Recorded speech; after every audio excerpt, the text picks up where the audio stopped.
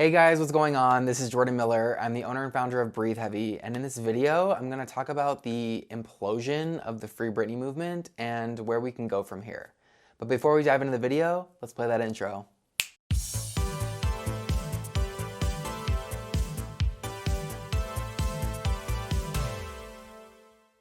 So the situation is a little bit confusing, so I'm going to do my best to break it down into bite-sized pieces for you so you can understand what happened, what took place, and what we can do to move forward. If you're new here, thank you so much for watching this video. Please subscribe, that will really help my channel out a lot. And if you're a returning subscriber, I got mad love for you. Thank you so much. So I just mentioned the Free Britney movement imploded, and that might be a little bit of a dramatic turn.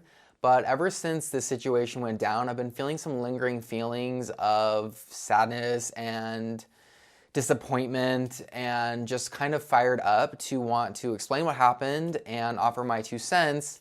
You can do with it what you will and see if we can mend what's happened and continue fighting for Britney's advocacy. A very large Free Britney account called Lawyers for Britney leaked what appears to be Britney's contract for Piece of Me, the residency she performed for 4 years in Las Vegas. So these contracts are an important piece of the puzzle regarding this saga that went down. So please continue watching and stick to the end of the video because these contracts are going to come back up. So the contracts were posted on Lawyers for Britney's Instagram account, which has since been taken down under mysterious circumstances. Not long after Lawyers for Britney posted those contracts, several other large social media accounts supporting the Free Britney movement joined forces together and released a statement at the same time, putting Lawyers for Britney on blast. So there was a coordinated effort to release the statement together, essentially everyone ganging up on Lawyers for Britney to reveal some pretty wild claims. I'm going to redact their names in this statement because Lawyers for Britney personally reached out and requested me to, and because I want to respect their privacy, I'm going to oblige. So in the beginning of the statement, their identities are outed, and then the statement reads, "They deny that the conservatorship is abuse.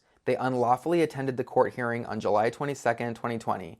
This hearing was postponed because of their actions. They are directly obstructing justice for Britney. They have hacked or attempted to hack dozens of accounts of leaders in the movement. They maintain multiple fake Instagram accounts to stoke distrust within the movement. They are trying to stake claim to court documents and information by using Lawyers for Britney and hashtag BritneyLeaks branding, as though the information shouldn't be available to everyone in the movement. Whatever they try to deny in the statement, everything is true. They cannot be trusted and should not be regarded as true advocates of the hashtag Free Britney movement." Lawyers for Britney, rightfully so, felt blindsided, so they took to their Twitter because their Instagram account at the same time the statement was released was somehow mysteriously disabled. First, they claimed that the voicemail that kicked off this entire movement in the first place, that Britney's Gram first posted in 2019, came from Britney's best friend, Cade Hudson. It is worth mentioning that no one in the time since has been able to identify who left the voicemail for Britney's Gram, and to refresh your memory of what's in that voicemail, it was revealed that Britney was being held against her will at a mental health facility, being given medication that she did not want to take, and because she didn't want to take certain medications, her dad pulled her forthcoming Vegas show, Domination. So just to recap quickly, Britney's Gram and Free Britney LA and several other Free Britney accounts released this statement about Lawyers for Britney. So regarding the court hearing thing that statement mentioned, they were accusing Lawyers for Britney of sabotaging Britney's court hearing back in July of 2020. Lawyers for Britney refutes that, saying it wasn't them who hopped on that Zoom call, which ended up screwing up the court hearing. Regarding the allegation that it was Cade Hudson who was the source of this voicemail, Lawyers for Britney kind of backtracked a little and said in hindsight, they were told from Britney's Gram it was Cade, but that they actually don't think it was. The reason why this is a big deal is because if it was from Britney's best friend, then there's reason to believe that Britney ultimately was behind this voicemail, or at the very least, her best friend felt like they had to step in and say something. They said, in hindsight, they were probably lying about it being Cade. We cannot confirm it was. That is just what they told us. It became clear today that they are sociopaths and will do/say anything for attention, so anything is possible. But we do believe the voicemail was fabricated. That's also a big deal because if the voicemail is fabricated, then it leads us to the problem that we've had since day one regarding this conservatorship and Free Britney, which is the lack of transparency and not truly knowing what's going on. So if this voicemail isn't 100% accurate, that's obviously problematic. And they also refute the claim that they are pro-conservatorship. They say, of course we are against the conservatorship. Of course. Why would we be here if we didn't? All we've been trying to convey is that we need to support whatever Britney decides to do. We also don't see how going after Sam Ingham is helpful, that's all. And what they're referring to there, Britney's lawyer's name is Sam Ingham. He's been a part of this conservatorship for the last 13 years, and only in the last year or two has he really stepped in and defended Britney's rights. But up until very semi-recently, he has kind of gone along with the flow. There's also a lot of controversy surrounding Sam Ingham. There are some really wild allegations that I prefer not to get into in this video, but people were a little skeptical of Lawyers for Britney supporting Sam Ingham because of these past allegations against him and conservatorship abuse and things like that. Allegedly, this is not coming from me, but Lawyers for Britney just looks at it like there's no point in trashing Sam Ingham. He's Britney's lawyer, so they don't see the point in bringing him down when he's really the only one right now that can legally change things for Britney. Obviously, along with the judge, whose name is Brenda Penny. Free Britney LA posted a screenshot of that court hearing, and in this screenshot, it shows that someone did try to log on to the Zoom call, but the name is blacked out, so we can't actually see who it was. But Free Britney LA claims it was Lawyers for Britney who told them that they were the ones trying to log on. However, Lawyers for Britney is refuting that. It is worth pointing out that a source connected to Britney told me that what happened in that situation was that there were multiple people trying to hop onto the Zoom call, and it ended up delaying the hearing. Lawyers for Britney continued to say, quote, "We are exhausted, and it's clear this whole smear campaign was meant to distract us from what's really important to create attention and clout for the Free Britney leaders. We have explained ourselves as best we can and will not be speaking about it again." Now, in the time since, Britney's Gram has since deleted their post about Lawyers for Britney and offered this statement. "We decided to remove our last post not because we do not 100% stand behind everything it said, but because it's adding to a negativity and discourse that we do not want to encourage. Thank you to everyone who has reached out in support. Let's move forward in positivity so we can all focus on Free Britney." Okay, so I'm bringing this plane home now, and let's touch on those contracts that I mentioned earlier. First, let's just go through briefly what they say and why they're important. One of the quotes in this contract that is of particular interest is this: "Artist Co. shall cause the artist to be on stage for at least 75 minutes per performance. In addition, Artist Co. shall cause the artist to commence each performance of the show no later than 30 minutes after the scheduled start time of such performance." So essentially, in a nutshell, what that appears to mean is that Britney had to be in the conservatorship for this Piece of Me residency to move forward. Lawyers for Britney posted the following. Question: why did Britney wait so long to start fighting the conservatorship? Possible answer: Britney's Piece of Me residency contract. In 2013, the Piece of Me residency contract was executed. Britney's signature does not exist anywhere on the contract. Jamie Spears and Andrew Wallet signed on Britney's behalf, acting as her conservators. As such, had the conservatorship been terminated at any point during the residency, the entire contract would be unenforceable. The fact that Britney's conservatorship has never been recognized in Nevada has us questioning the validity of the contract from the start. Nevertheless, assuming the domination contract was executed the same way, removing James, her father, as conservator and/or terminating the conservatorship altogether would not have been viable options for Britney had domination moved forward as planned. So as you can see here, Britney's name doesn't appear anywhere on the contracts, which is pretty wild to think about because according to the court, she's not mentally fit enough to sign such a contract and be aware of what's in it, yet she's capable enough to perform for 4 years. Help me make it make sense. I just don't understand that. Another reason why those contracts are so important is because of this. Lawyers for Britney posted them, and it is believed that Britney's Gram also had these contracts for the last year, and we're going to use these contracts for a project of their own about Free Britney. So what's interesting about that is that there was some leverage here being fought over in terms of exclusivity and the right to put out these contracts in the first place. And that's a little strange to me, but I also understand that a lot of hard work goes into the Free Britney movement and making connections with people outside of social media and trying to move the needle in terms of Britney's autonomy. So I can understand sitting on sensitive information and getting ready to release it on your own terms, but it being leaked elsewhere first. Just from a journalistic standpoint, I can understand that that's frustrating, and so it appears Britney's Gram, amongst other reasons why, lashed out. If you want to take a look at these contracts for yourself, I actually also wrote a story about this that's featured on Breathe Heavy. just click the link in the description below. And hey, while you're there, please register an account. It's completely free, takes less than 30 seconds, and you'll be joining a group of like-minded people who love pop music, love pop culture, and of course, Miss Britney Spears. All right, so I know that was a lot to absorb, a lot of he said, she said, but now I'd like to give you my own thoughts on what went down and how we can move forward. First of all, let's just touch on what the Free Britney movement even is. The Free Britney movement is a call to action to shed light on an injustice that's taking place before our very eyes on Britney Spears. She has been under this conservatorship unjustly, in my opinion, for the last 13 years and has had a uphill battle trying to get out of it. It's worth mentioning that she wasn't ever a part of the process of being signed into it.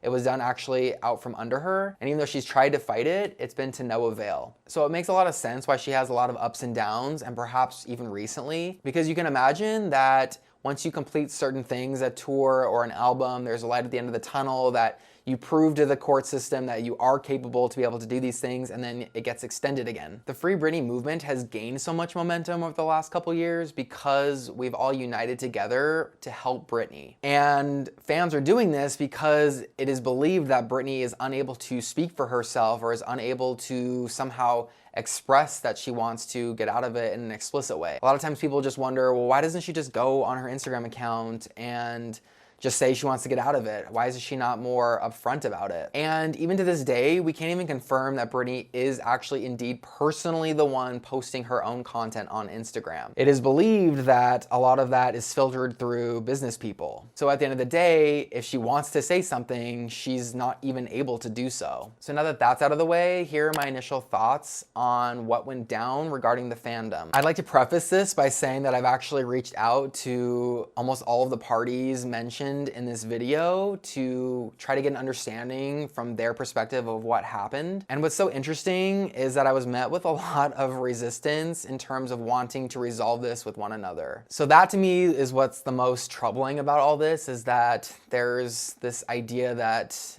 one side is right and the other side did this and there's no bending. While I do understand sticking to your guns and truly believing, your own perspective on things, I do think that it's important to practice understanding, even if it's very challenging for you to do so, even if you don't have any idea where the other party's coming from. That to me is how we move forward and mend this situation. I also want to say that I'm not trying to stir the pot or cause any sort of drama. Didn't love the idea that a lot of Free Britney accounts joined forces together to attack another account.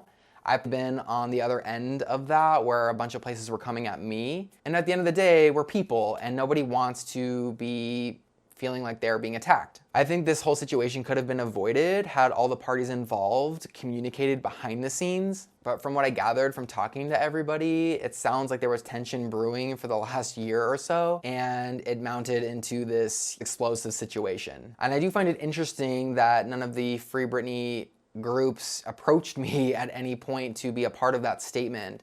And had they done that, I would have politely declined, and I wish actually they would have, because I'd like to think I would have tried to reason with everyone and stop this from happening in the first place. And I know this is coming off like holier than thou and all that, but it is coming from a genuine place because ultimately I want to help Britney. And I think that what has gone down has really fractured the Free Britney movement. And ultimately, that doesn't help either the fans contributing, the Free Britney movement, or even Britney herself. It's important that we unify together in order to move forward and grow from this. And I do think that there are lessons to be learned. So where do we go from here? I think it's important to remember why the Free Britney movement exists in the first place. And it's to essentially be somewhat of a voice for Britney, seeing how she's been muted in a lot of ways now and in her past. But if we're all fighting with each other behind the scenes and having to deal with lawyers and repercussions and statements and all this negative energy, then it's taking away from that cause. And I'd like to see a shift away from that and focus back onto what we were doing, which is shedding light on this injustice. So not to get too kumbaya, but in order for us to help Britney, we have to work together. Now, I mentioned that I talked to several of the parties involved.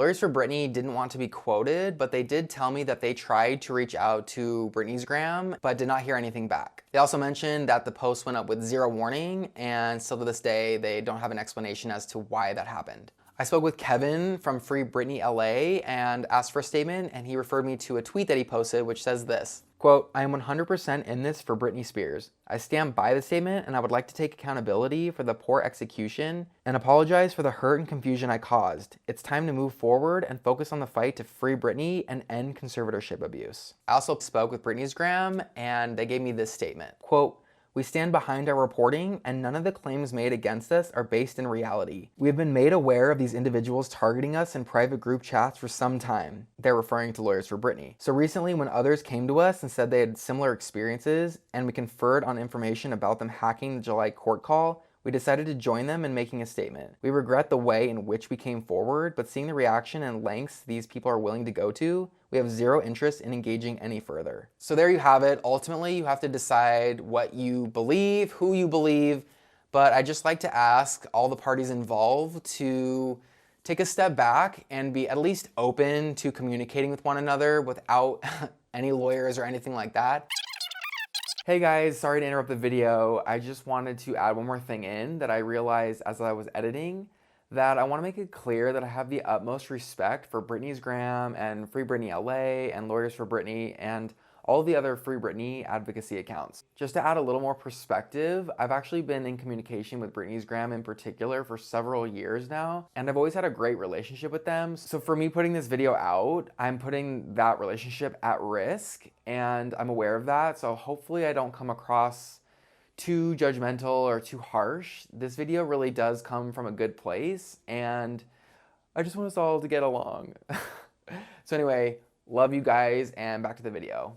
I think it's important to just put it out all on the table, and that could just be the naive optimist in me, but I'd like to think that that's something that's possible. It's just I personally can't make that happen. The people involved have to want to do that. I think that there's a layer of resistance now on you because of what's happened, and life is too short to be going around feeling the weight of things. And you may not recognize that weight now because it may not feel so heavy, but carrying that around moving forward, eventually the compound effect of that will be noticeable. Let's attempt to unite, let's work together, let bygones be bygones, and hopefully it can all be water under the bridge. So I'm curious to know what you think. I'd love to hear from you in the comments. Did you take a particular side? Do you think someone's lying? Do you think someone's telling the truth? Is this a situation that can be repairable? Drop me a line in the comments. I'd love to hear from you. And please, while you're at it, make sure you smash that like button, hit the subscribe button, and the notification bell. That would really help me out a lot. If you made it this far into the video, thank you so much. Free Britney, and I'll see you in the next video. Outro.